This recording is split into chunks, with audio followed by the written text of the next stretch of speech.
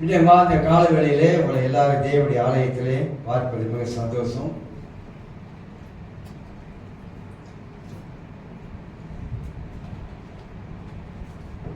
நாம் தேவனுடைய வார்த்தைக்கு நாம் கடந்து போகலாம்.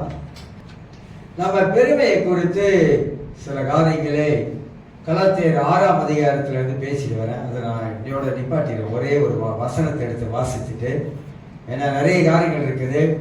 அது நமக்கு அப்புறம் வேறு விதமாக நம்மளை சிந்திக்க வைக்கக்கூடாது என்பதற்காக நீதிமொழிகள் 16ஆம் அதிகாரத்தை நாம் திருப்பிக் கொள்வோம். நீதிமொழிகள் 16ஆம் அதிகாரம்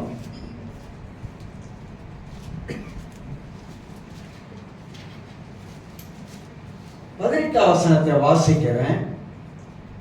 அழிவுக்கு முன்னானது அகந்தை, விழுதலுக்கு முன்னானது மனமேட்டிமை.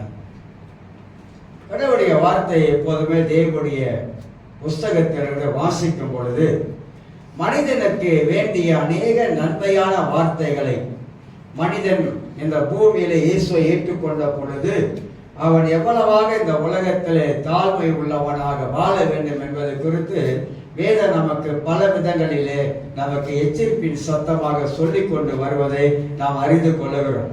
ஏன் அழிவுக்கு முன்னானது அகந்தை? அகந்தைனாக்கா என்ன சொன்னாக்கா, மனித வாழ்க்கையில சில காரியங்கள் அவன் வாழ்க்கையில குணங்கள் வித்தியாசமாக மாறப்படும் போது அது அழிவுக்கு முன்னானது அகந்தை என்று சொல்லி அகந்தையா நடப்பார்கள், அகந்தையா சிந்திப்பார்கள், அகந்தையா பேசுவார்கள். இதெல்லாம் மனித வாழ்க்கையில வரக்கூடிய அழிவு என்பதை குறித்தும், விழுதலுக்கு முன்னானது மனமேட்டிமை. எந்த ஒரு மனிதன் தன் வாழ்க்கையில பெருமை உள்ளவனாக இந்த பூமியில வாழ ஆரம்பிக்கிறானோ வேத வசனத்தின்படி அது தன் வாழ்க்கையில விழுவதற்கு அது முன்னடையாளமாக காணப்படுவதை குறித்து அறிந்து கொள்கிறோம்.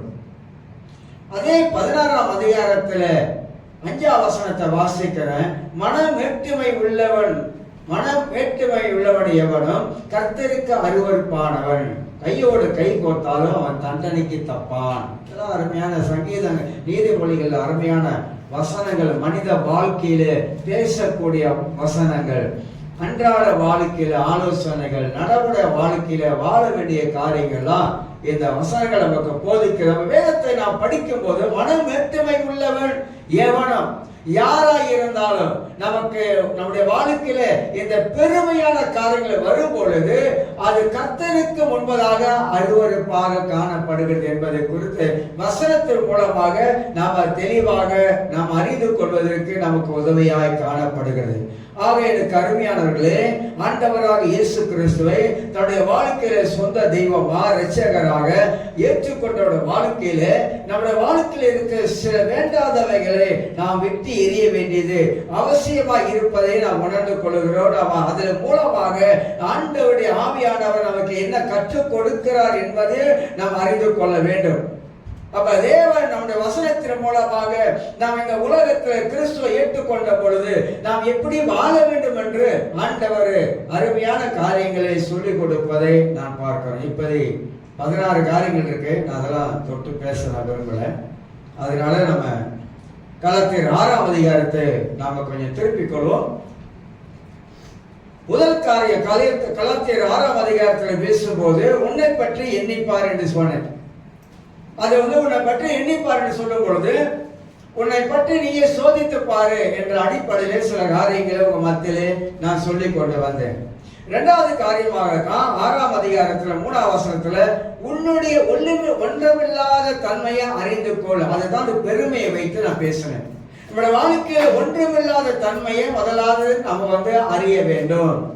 தேவன் தான் நம்முடைய வாழ்க்கையில எல்லாவற்றுக்கும் எல்லாமா இருக்கிறார் என்பதை உணர்ந்து நாம் வாழ வேண்டும் என்பதை நாம் அறிந்து கொள்ள வேண்டும். 3வது காரியமாக கலாத்தியர் 6ஆம் அதிகாரத்திலே 2ஆம் வசனத்தை நாம திருப்பி எடுத்துக்கொள்வோம். கலாத்தியர் 6ஆம் அதிகாரம் 2ஆம் வசனத்திலே இதில் 6 காரியங்கள் இருக்குது, அருமையான காரியங்கள்.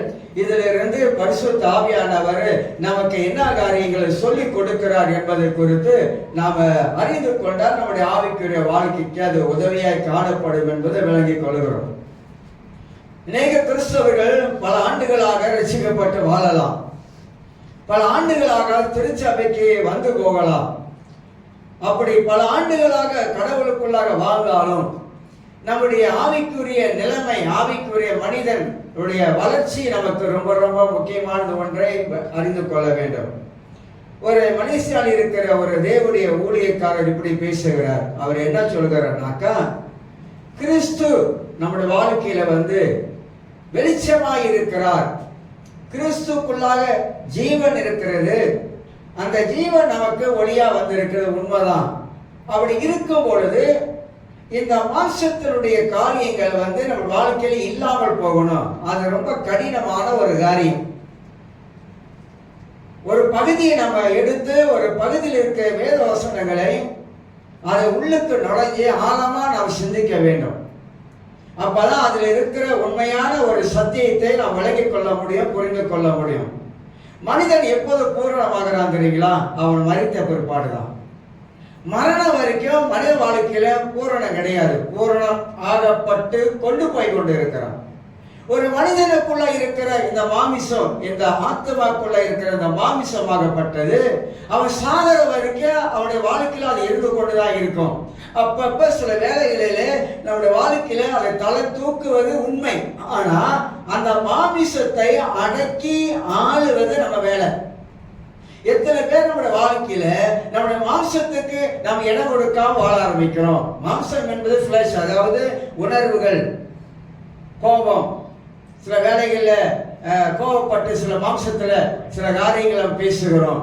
சில வேலைகள் அந்த குணங்கள் மாறாமலே மனித வாழ்க்கையில இருக்குது. குணங்கள் மாறாமலே வாழ்ந்து கொண்டு இருக்கிறோம். அதை எப்படி மாற்றிக்கொள்வது? இதெல்லாம் இந்த ஃபிளஷ்ல உள்ளது. ஆவி ஆத்மா சரீரம் சொல்லும் பொழுது இதெல்லாம் இந்த ஆத்மாக்குள்ள இருக்கிற ஒரு முக்கியமான காரியம். அப்ப ஆத்மாக்குள்ள இருக்கிற இந்த மாமிசமாகப்பட்டது அது நம்ம சாகர வரைக்கும் நம்முடைய மனதுக்குள்ளாக நம்முடைய வாழ்க்கையில் அது இருந்து கொண்டுதான். அதை ஒழிக்க முடியாது. ஆனால் அதை கட்டுப்படுத்த முடியாது. அடக்கி நம்மளால ஆளுகை செய்ய முடியும். எரிச்சல் வரலையா? பொறாம வரலையா? பல காரியங்கள் வருதா இல்லையா? நம்முடைய வாழ்க்கையில பகை உணர்வு இருக்கா இல்லையா?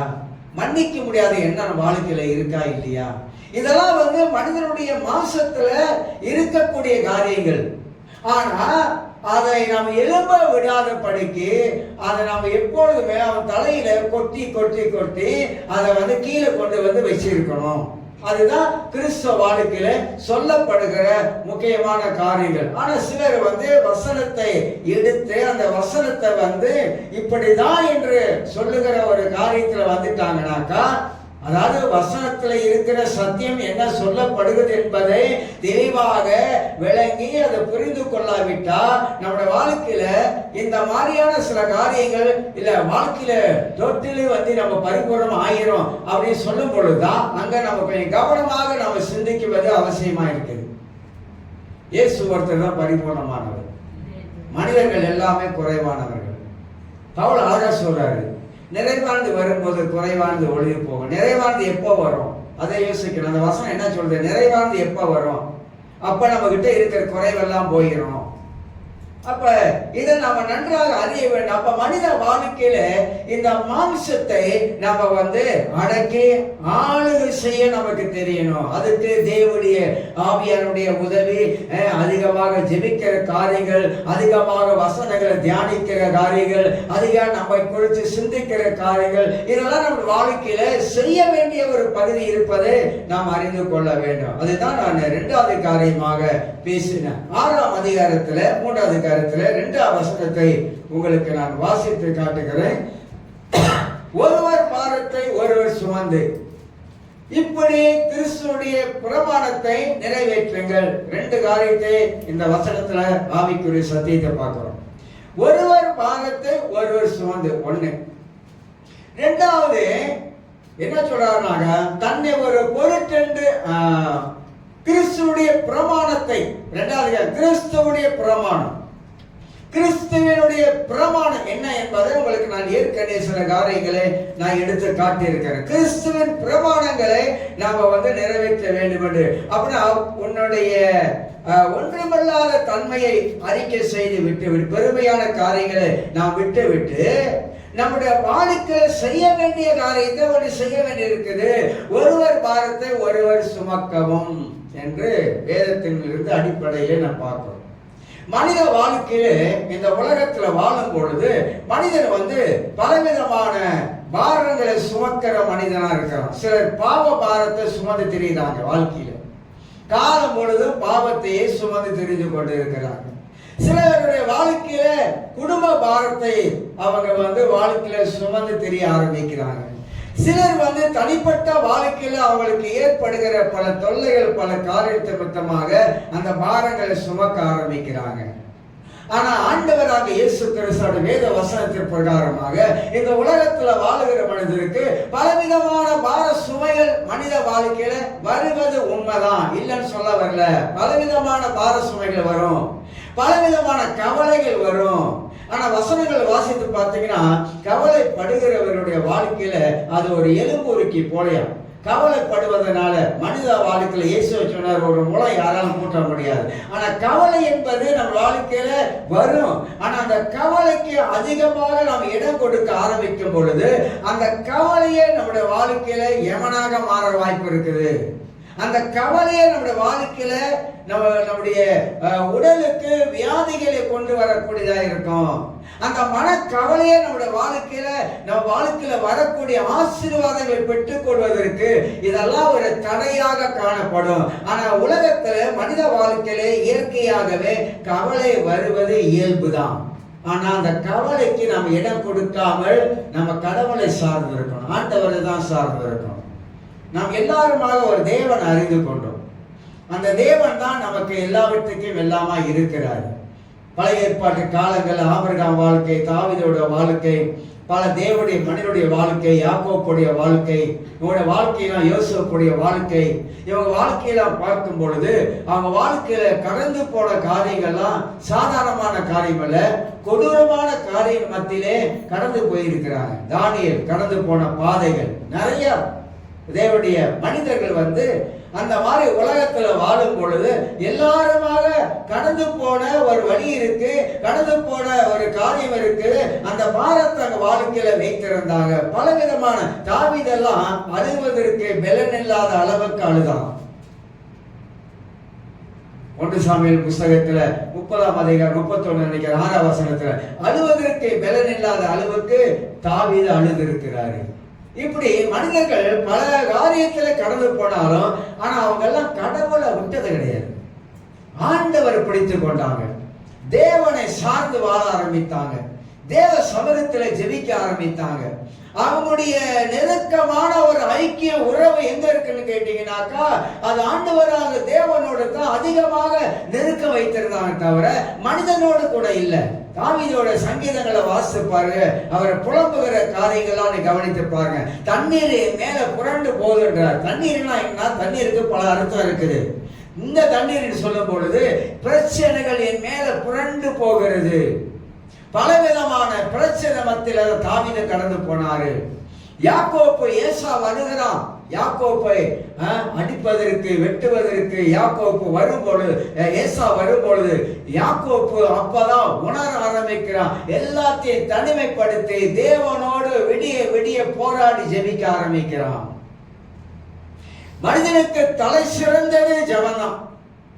நாம் கடவுளோடு எவ்வளவு நேரமாக செலவு பண்ணுகிறோமோ, நம்முடைய வாழ்க்கையில் இருக்கிற துயரங்கள், கஷ்டங்கள் நம்மளை விட்டு போவதற்காக சங்கீதம் 50:15 வாசிக்கிற ஆபத்து காலத்துல என்னை நோக்கி கூப்பிடு அப்படின்றாரு. உனக்கு கஷ்ட காலத்துல, பிரச்சனையான காலத்துல நீ உட்கார்ந்து இருக்காத, என்னை நோக்கி நீ கூப்பிட ஆரம்பிக்கும் பொழுது உனக்கு நான் இறங்குவேன், உனக்கு நான் விடுதலை ஆக்குவேன், உன்னை தப்புவிப்பேன், உன்னை மீட்டி எடுப்பேன். இதெல்லாம் வேத வசனத்துல ஆண்டவரை ஆவியானவர் எழுதி வச்சிருக்கிறார். எந்த மனிதனுக்கு உலகத்துல கஷ்டம் இல்லைன்னு சொல்லுங்க பார்க்கலாம். எல்லா உலகத்துல பிறந்த எல்லா மனிதனுக்கும் இந்த கஷ்டங்கள் இருக்கிறது, இந்த பாரங்கள் இருக்கிறது. ஆனா ஆண்டவர் இந்த கலாத்தியர் 6ஆம் அதிகாரத்துல 2ஆம் வசனத்துல ஒருவர் பாரத்தை ஒருவர் சுமக்கணும் அப்படின்றார். சப மக்கள் ஒன்றை தெளிவா அறிந்து கொள்ள வேண்டும். ஒருவர் கஷ்டப்படும் பொழுது அவங்களுக்கு கொடுப்பதற்கு நமக்கு பணம் இல்லாவிட்டாலும், அவங்களுக்கு கொடுப்பதற்கு ஏதாவது ஒன்றுமே இல்லாவிட்டாலும் ஒன்னே ஒன்று செய்ய முடியும் நம்மளால. அவங்களுக்காக நம்ம பாரப்பட்டு அவங்களை விடுதலையாக்குவதற்காக, அவங்களுக்கு தேவன் வழியை திறப்பதற்காக, அவங்களுக்கு நன்மை வரும்படியாக அவங்களுக்காக விடாமல் ஜெபிப்பது அதுதான் சால சிறந்தது. மற்றவங்க கஷ்டப்படுவதை நாம் பார்த்து விட்டு நாம ஜெபத்துல கூட அவங்களுக்கு உதவி செய்ய முடியலனாக்கா நம்மளை பார்த்து கர்த்தர் கணக்கு கேட்பாரு. அப்ப அந்த அன்பு அங்க வெளிப்படல. மற்றவங்களுக்கு ஜெபிக்க வேண்டும் என்று இவ்வளவு கஷ்டத்துல போறாங்களே, இவங்களுக்காக ஆண்டவர் ஏதாவது ஒரு காரியம் செய்ய வேண்டும் என்று பிறருக்காக ஜெபிக்கிற அந்த வாரம் நமக்கு இல்லாவிட்டா நமக்குள்ளாக உண்மையாகவே தேவனுடைய அன்பு இல்லைன்னு அர்த்தம். அப்ப நம்ம அறிந்து கொள்ள வேண்டும். வசனம் என்ன சொல்லுகிறது? கலாத்தியர் புத்தகத்துல ஒரு வாரத்தை ஒருவர் சுமங்க. நீங்க ஜெபிக்கிற ஜெபா அவங்க வாழ்க்கையில வருகிற அந்த பார சுமைகள் அவங்க வாழ்க்கையில குறைய ஆரம்பிக்கும். கிறிஸ்தவங்க செய்யணுங்க. கிறிஸ்தவங்க நிறைய ஆவிக்குறி காரியத்துல கோட்டை விட்டுட்டாங்க. கிறிஸ்தவர்கள் செய்ய வேண்டிய நிறைய காரியங்களை செய்யாமல் விட்டுட்டாங்க. மனிதன் என்னைக்கு சுயநலமாக வாழவே கூடாது. தேவன் அதையும் பார்க்கிறார். இப்போது மனதில் ஒன்றை சிந்திங்க.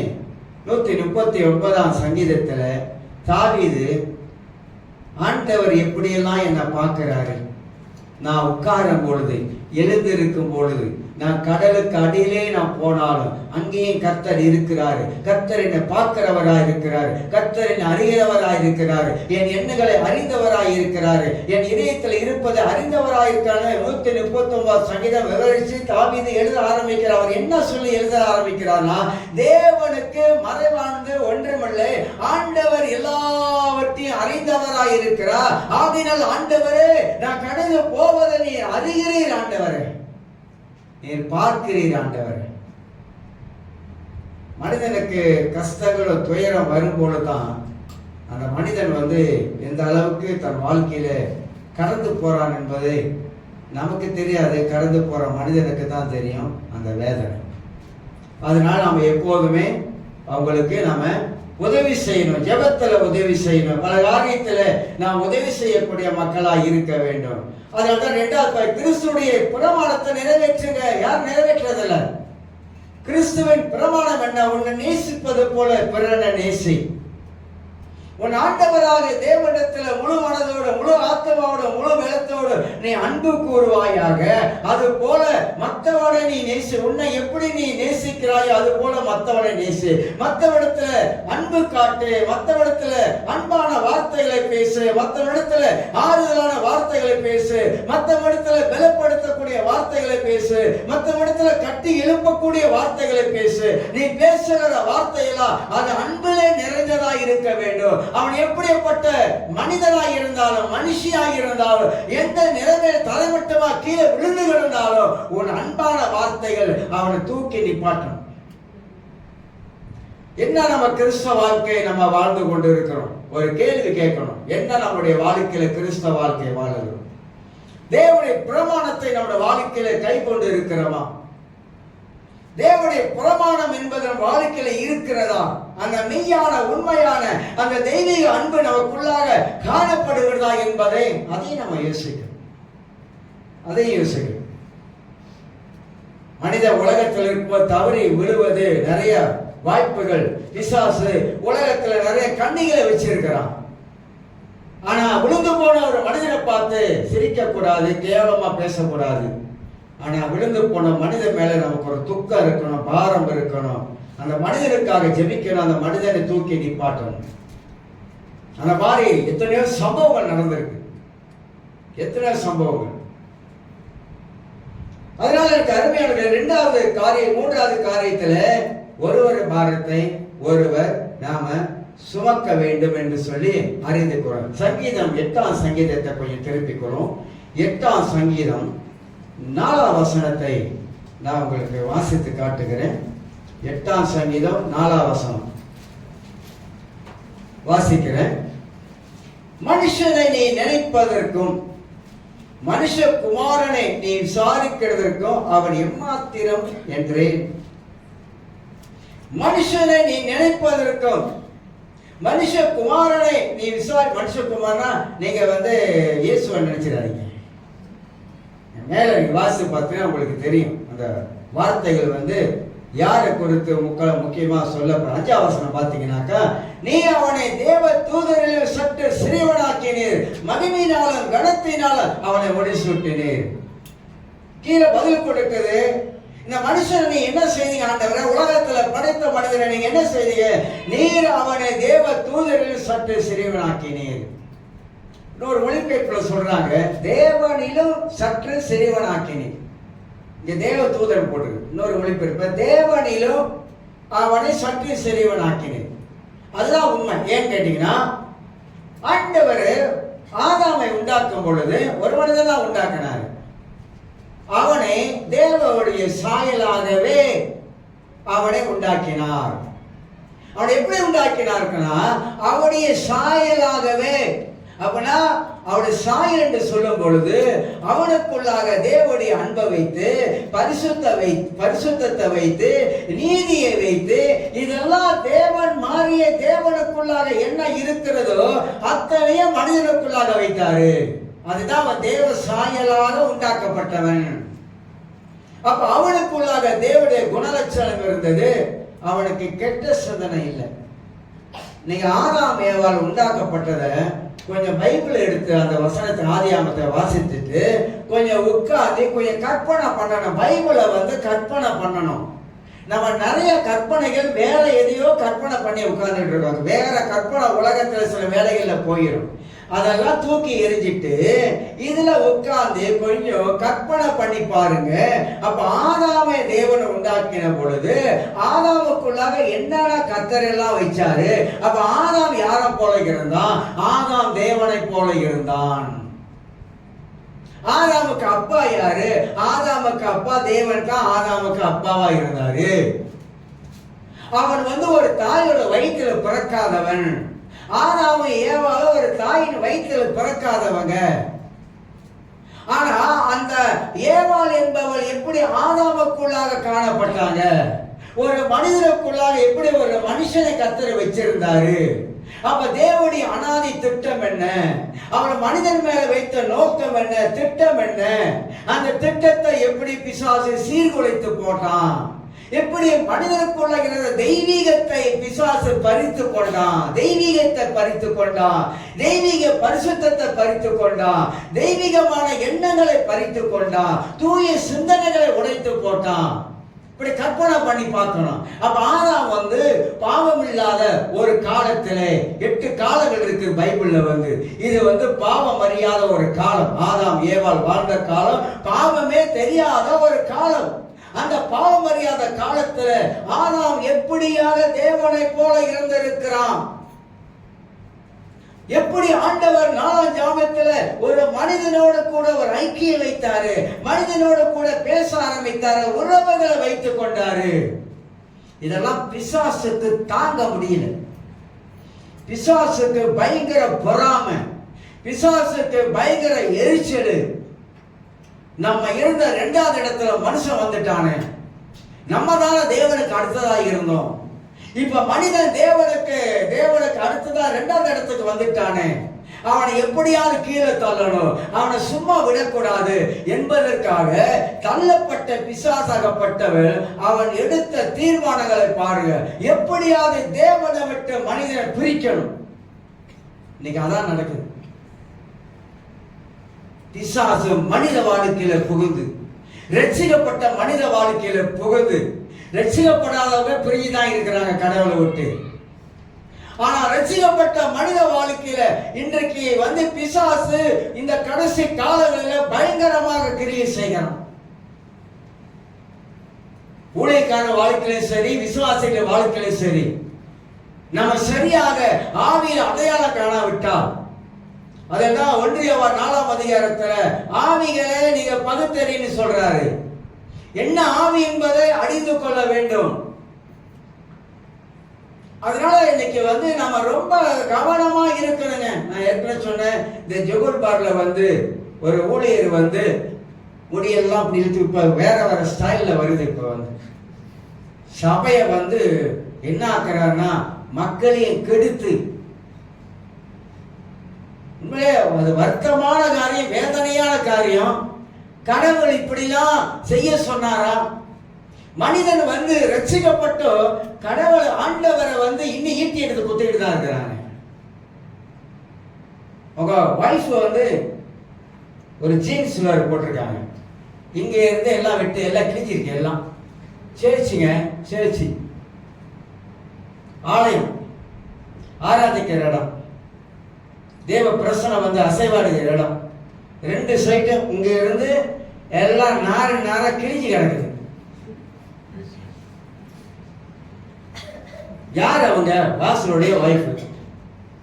இவரு தலைய முடியெல்லாம் நேரா அப்படி எடுத்துட்டு உள்ளுக்கு ஒரு துண்டு எம்ஜிஆர் கட்டுவாருங்க. உள்ளுக அந்த மாதிரி ஒரு துண்டை கட்டிக்கிட்டு சினிமா பாட்டை படிச்சுக்கிட்டு சபைக்குள்ள சபையா இல்லாத படிக்கு ஏசு மட்டும் இருந்தாருன்னா சவுக்கே எடுக்க மாட்டாரு, பாராங்க எடுத்துருவாரு. ஏன்னா அப்ப சவுக்கு தெரிவிச்சாரு, சவுக்கு எடுத்தாரு. இப்ப சமுராயம் எடுத்துருவாரு. சபைக்கு அதாவது கடவுளை நம்ம எந்த அளவுக்கு நம்ம கனப்படுத்துறோங்க. ரட்சிக்கப்பட்ட நம்முடைய வாழ்க்கையில ஆண்டவரை எந்த அளவுக்கு உயர்த்துகிறோம், எந்த அளவுக்கு தேவனுக்கு கொடுக்க வேண்டிய அந்த பயபக்தி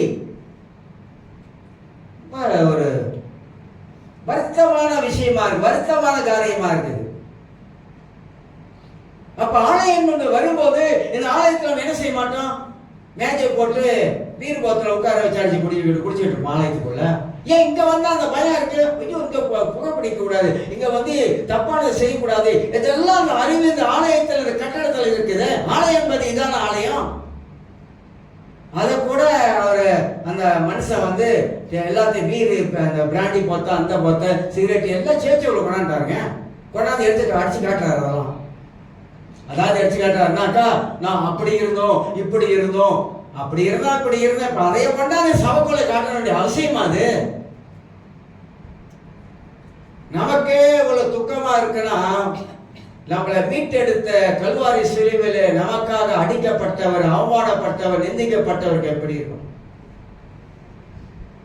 கடவுளை வைக்க வேண்டிய இடத்துல வைக்கல மனுஷன். இன்னைக்கு பல காரியத்துல ஆண்டவரை இன்னைக்கு பூமியில ஆண்டவர் வளர சொன்னாரு, என் நாமத்தை வீணிலே தூசிக்காதீங்க அப்படின்னு. வீணா வழங்காத இருப்பீங்க, என் நாமத்தை கொண்டு இந்த மாதிரிலாம் செய்யாதீங்க அப்படின்னு சொல்லிட்டு. இன்னொரு யூடியூப்ல பார்த்தேன், அது வெளிநாடு போகிறது. அது அவன் பார்த்தா 9 மாதிரி இருக்கான். ஊத்துல இருக்க டாலர் பாத்தீங்களா? பாத்தீங்க டாலர் மாதிரி ஒரு வளையத்தை போட்டுக்கிட்டு என்ன அந்த கிளான் இது போடுவாங்க, அந்த மாதிரிலாம் போட்டுக்கிட்டு ஈரிங் செஞ்சுட்டு இருக்கிறாங்க. கிறிஸ்தவ உலகத்துக்கு எப்படி காட்டுறாங்க தெரியுங்களா? மோசமா காட்டுறாங்க கிறிஸ்தவ உலகத்தை. ஆனா ஆதி காலங்கள்ல இப்படி இல்லை. நான் ரட்சிக்கப்பட்ட காலங்கள்ல பயபக்தி, பரிசுத்தத்தை தான் வளர்த்தாங்க, நல்ல போதனைகளை கற்றுக் கொடுத்தாங்க. எனக்கு என்ன ஒரு கேள்வி, ஒரு ஆச்சரியம் அப்படின்னாக்கா, இந்த சபையில் இருக்கிற மக்களுக்கு கொஞ்சமாவது மண்டையில இல்லையா? கேட்க முடியாதா? நிப்பாட்ட முடியாதா? சொல்லுங்க. இப்ப நான் அப்படி பண்ணிட்டு வந்தேன், நீங்க எல்லாம் சும்மா இருப்பீங்களா? சொல்லுங்க பார்க்கலாம். ஏன்னா நம்ம வளர்ந்து வந்த விதம் வேற. நம்ம கடவுளுக்குள்ளாக ரட்சிக்கப்பட்டு வளர்ந்து வந்த விதங்கள் வேற. அதனால நமக்கு அதெல்லாம் தாங்க முடியாது. நிப்பாட்ட அப்படின்னும், என்ன நீ இப்படி பேசி என்ன செய்யறீங்க, என்ன பண்ணிட்டு இருக்கீங்கன்னு கேட்டுருவோம். அந்த மாதிரி நம்ம சில இந்த காலங்கள் அப்படி ஆயிடுச்சு, கடைசி காலங்கள் ஆயிடுச்சு. இந்த மாசம் 15ஆம் தேதி தெரியுங்க உலகத்தோட நிலவரம். என்ன சொல்றாங்க தெரியுங்களா? விலைவாசி கடன்னு ஏற போதுட்டாங்க. ஏன்னா பைபிள் சொல்லி இருக்குது, கடைசி காலங்களில் விலைவாசி ஏறிடும். ஆனா கடவுளுடைய மக்கள் இந்த சூழ்நிலையில கடவுளுடைய மக்கள் எப்படி வாழ்ந்து கொண்டு இருக்கிறாங்க என்பது முக்கியம். நாம் எப்படி தேவ சமூகத்தில் அதிகமாக நெருக்கம் உள்ள மக்களாக இருக்கிறோம் என்பது முக்கியம். அப்ப அந்த தெய்வீகம் போச்சுன்னு சொல்ல வரேன். ஆதாமுக்குள்ள இருந்த அந்த தெய்வீகத்தை சாத்தான் தந்திரமா அடிச்சுக்கள் தள்ளிட்டான். அதனால இன்னைக்கு அது நடக்குது. இன்னைக்கு தெய்வீகம் இல்ல. தேவனுடைய பரிசுத்தம் மனிதனுக்குள்ளாக காணப்படுவது இன்னைக்கு இல்லாமல் போகுது. மனிதர்கள் மீண்டுமாக தன் வாழ்க்கையில உலகத்துக்கு திரும்பி போக ஆரம்பிக்கிறாங்க, உலகத்தோடு வாழ ஆரம்பிக்கிறாங்க. மனிதனுடைய எண்ணங்கள் மாறுபட்டுருச்சு, சிந்திக்கிற விதங்கள் மாறிடுச்சு, அவருடைய வாழ்க்கை மாறிடுச்சு, அவருடைய ஜீவியங்கள் மாறி போகுது. ஆண்டவர் எல்லாம் பரலோகத்துக்கு போவாங்கன்னு பைபிள்ல எழுதவே இல்லை. இடுக்கமான வாசல் வழியா கொஞ்சம் பேர் தான் போறாங்க, அகலமான வாசல் வழியா நிறைய பேர் போயிட்டு இருக்கிறாங்க. நம்ம எல்லாம் ஒண்ணு மறந்துடக்கூடாதுங்க. நமக்கு வச்சிருக்கிற மேன்மையான பாக்கியமான வாழ்க்கையை நாம இழந்துடக்கூடாது. தமிழ்ல ஒரு பழமொழி சொல்லுவாங்க, என்ன சொல்லுவாங்க? அரசனை விட்டேன்னா புருஷனை விட்ட கதையா? சொல்லுங்க. அரசனை நம்பி புருஷனை விட்ட கதைன்னு வாங்க. அந்த மாதிரி நாம இங்க உலகத்தை நம்பி, மனிதனை நம்பி, அதை நம்பி, இதை நம்பி, அப்படி ஆயிரம் எப்படி எல்லாம் நம்பி எங்க அதை விட்ட கதையை ஆயிடக்கூடாதுன்றேன். நான் 2 நாள் முழுக்க ஒரு காரியத்தை ரொம்ப ஆழமா சிந்திக்க ஆரம்பிச்சேன், யோசிக்க உட்கார்ந்து யோசிச்சேன். நான் இப்படி யோசித்தேன், நமக்கு 68 வயசு. ஓகே, இந்த 68 வயசு வரைக்கும், 68 வருஷம் வரைக்கும் இந்த ஹார்ட்பீட் இருக்குல்ல, டிக்கி டிக்கின்னு அடிக்குத ஹார்ட்பீட்டு, அது என்னைக்காவது வேலை செய்யாம இருந்திருக்கா? அப்படி வேலை செய்யாம போனா என்ன ஆகும்? அப்ப இந்த ஹார்ட்பீட் அடிக்குது, அதுக்கு கடவுளுக்கு ஸ்தோத்திரம் ஆண்டவரே. இந்த 68 வருஷமாக இந்த ஹார்ட்பீட் ஓயாம வேலை செய்யுது, நிக்காம வேலை செய்யுது. அப்ப இதுக்கே கடவுளுக்கு என்ன சொல்லணும்? அப்ப நாம இந்த உலகத்துல வாழ்ந்து இருப்பது தேவ கிருபைதான். பிரதர் விக்டர் கோவால கூட இன்னைக்கு ஒரு காரியம் சொன்னாங்க, ஏஞ்சல் சொன்னாங்க. அவர்கிட்ட ஃப்ரெண்டு போல இருக்கு, இன்னைக்கு கொண்டு பண்ண அவருக்கு என்ன போராடம், இன்னைக்கு கொண்டு போராடம் பட்டவில்லை. அவருக்கு காடி ஆக்சிடென்ட்ல செத்துட்டாரு. வயசாகி இறந்துட்டா மனசு ஆறிடும், வயசாச்சு ஓகே.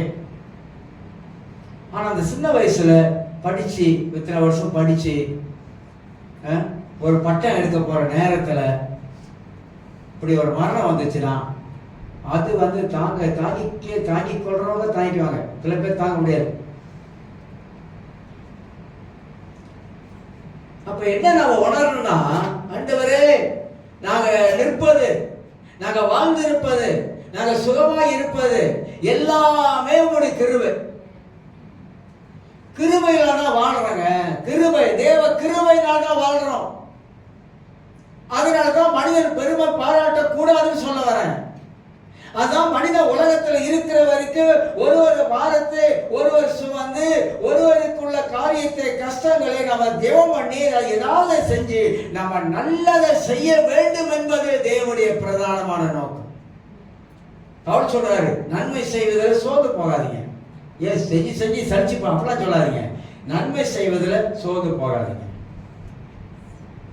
சிஸ்டர் சொன்னாங்க, அப்பா இறக்கிறதுக்கு ஒரு 3 நாள். நான் சொன்னேன், அப்பா காலையில் குளிப்பாட்டணும் அவங்கள, அவர் குளிப்பாட்ட போவோம். அவங்களுக்கு குளிப்பாட்ட போனோம், டெய்லி போகணுமா இல்லையா? நான் ஒரே வாரம் சொன்னேன், உங்கள் அப்பாவுக்கு நீ குளிப்பாட்டணும், உங்கள் அப்பாவுக்கு உதவியாக இருக்கணும், உங்கள் அப்பாவுக்கு சில காரியம் செய்யணும், முடவக்கூடாதுன்ட்டேன். முறுமுறுக்கக்கூடாது, முறுமுறுத்துக்கிட்டு போய் செய்யக்கூடாது, சந்தோஷமாக செய்யும். கேட்டு பாருங்க, நான் அப்படியே சொன்னேன், சந்தோஷமாக செய்யும்.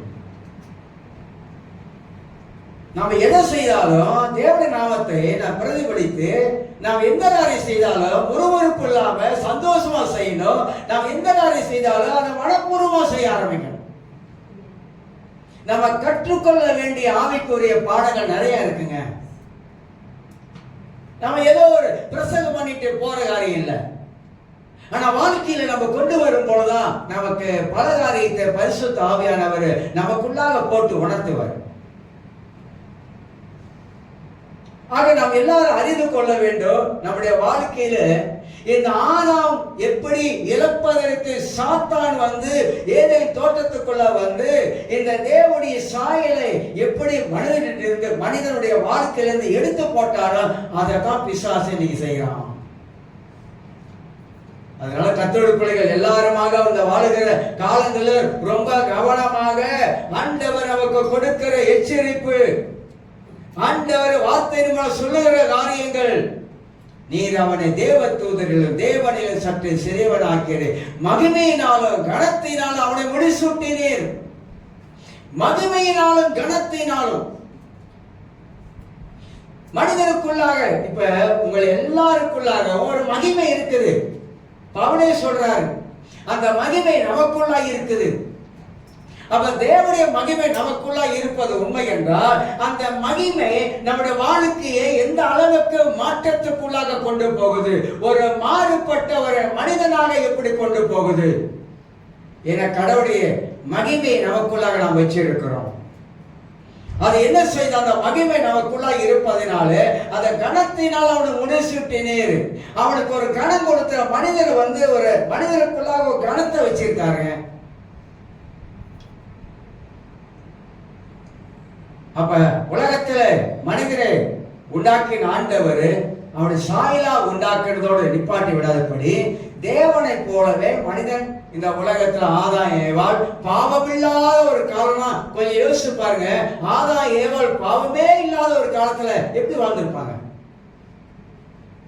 எப்படி வாழ்ந்திருப்பாங்க? பாவமே இல்லைங்க. அதே 10 பேர் சொல்லி பாருங்க, அவனுக்குள்ள பாவமே இல்லை, தேவனுக்குள்ள பாவமே கிடையாது, மனிதனுக்குள்ள பாவமே இல்லை. ஆனா பாவத்தை கொண்டு வச்சவன் பிசாசு. அவன் எண்ணங்கள், அவன் சிந்திக்கிற விதங்கள், பேசுற விதங்கள் எப்படிலாம் அந்த அந்த பரிசுத்தம் அவனுக்குள்ளாக செயல்பட்டு இருக்குது பாருங்க. ஆக இதை நாம் நன்றாக அறிந்து கொள்ள வேண்டும். ஆக ஒருவர் வாரத்தை ஒருவர் சுமக்க வேண்டும். தெய்வீக அன்பு நமக்குள்ளாக காணப்பட வேண்டும் என்பதை அறிந்து கொள்ள வேண்டும். 4வது காரியத்தை அதே கலாத்தியர்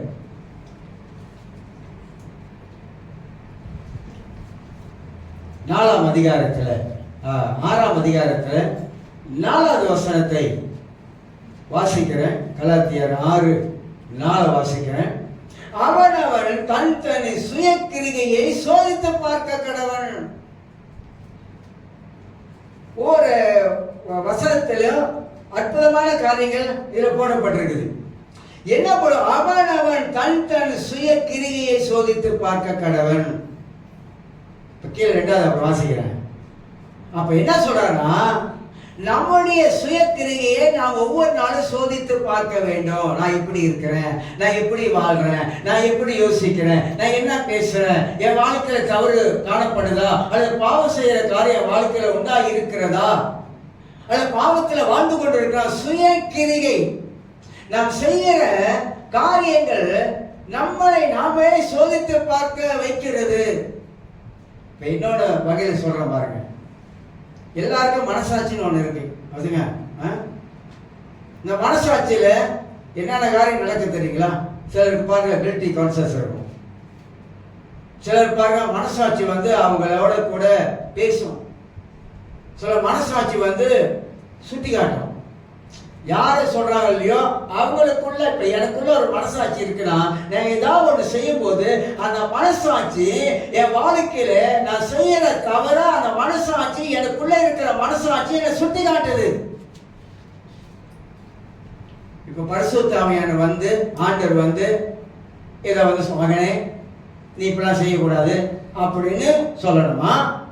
இல்ல எனக்குள்ள இருக்கிற மனசாட்சி எனக்குள்ள அந்த பேசுது, மனசாட்சி பேசுது, நீ செய்யறதெல்லாம் சரியில்லைன்னு மனசாட்சி பேசுது, என் தவற மனசாட்சி சுட்டி காட்டுகிறது. பைபிள்ல மனசாட்சியை பத்தி நிறைய போட்டிருக்குங்க. 1 தீமோத்தேயு புத்தகத்துல பவுல் வந்து சூடு உள்ள மனசாட்சி அப்படின்றார். சூடு இல்லாத மனசாட்சி, உரைக்கிற மனசாட்சி, அப்படியே சத்தம் அடங்கி போன மனசாட்சி. மனசாட்சி சொல்லி சொல்லி சொல்லி சொல்லி சொல்லி நம்ம கேட்காம போனதுனால அந்த மனசாட்சி அடங்கிருச்சு. ஒருத்த புதுசா திருட போறான். திருட போகும்போது டக்கு அடிக்குது. மனசாட்சி சொல்லுது திருடாத, வேண்டாம் திருடாதன்னு. ஆனா திருடிட்டான். இப்ப திருடுனால அடுத்தது திருட போறான். மனசாட்சி திரும்பி பேசுது. 3வது முறை போறான் பேசுது. 4வது முறை போறான் பேசுது. 5வது முறை போறான் பேசுது. 6வது முறை மனசாட்சி அடங்கிடுச்சு. அடுத்து அவன் கை வைக்கும் போதெல்லாம் மனசாட்சி இல்லாம போயிடுச்சு. அதான் சூடு இருந்தா சூடு இல்லாம போயிடுச்சு மனசாட்சி. சில கேட்கறாங்கல்ல, மனசாட்சி இல்லையா? அள்ளி வாரி கொட்டுற பைய புழுவனே சொல்றாங்க இல்லையா? மனசாட்சி உனக்கு இல்லையா? வேதம் தாங்க. வேதத்தை கொஞ்சம் அப்படியே அலசி ஆராய்ந்து சிந்தித்து பார்த்தா நமக்கு தெரியுங்க. தாவீது சவுல் போயிட்டு காட்டுல அவங்களுக்கு தெரியும் அவன் என்ன செஞ்சான்னு சொல்லிட்டு. ஆனா அது நானும் எப்படியெல்லாம் சிந்தித்து பார்த்தேன், ஒன்றும் வரமாட்டேது. எப்படி இது நடந்திருக்கும்? எவ்வளவு தூரம் இருந்திருக்கும்? அவன் எங்க போய் அவன் இருந்திருக்கான்? பக்கத்துல போய் தொங்கல் துணியை வெட்டிட்டு வந்துட்டானே. இது எப்படி நடந்திருக்கும்? அந்த அளவுக்கு மெய் மறந்துட்டான் அவன். நானும் எப்படியோ சிந்தித்து பார்க்கிறேன், யோசித்து பார்க்கிறேன், கற்பனை பண்ணி பார்க்கிறேன். ஆனா எட்ட மாட்டேது. ஆனா அது பேக்ரவுண்ட் ஸ்டடியை படிச்சாதான் எப்படி நடந்திருக்கும் அப்படின்னு. சிலர் சொல்றாங்க, தாவீது மொட்டை மாடியில் சுத்தி கொண்டிருந்தான். மொட்டை மாடியில் யுத்த காலத்தில் சுத்தி கொண்டிருக்கும் பொழுது இந்த யாரு உரியாவுடைய மனைவி அவளை எப்படி பார்த்திருப்பாங்க? மொட்டை மாடியிலிருந்து எப்படி பார்த்து, எவ்வளவு தூரம், எவ்வளவு கிட்ட? அப்ப அந்த காலத்து அரண்மனைக்குள்ளதான் எல்லாம் இருக்காங்க அங்க முக்கியமானவங்க.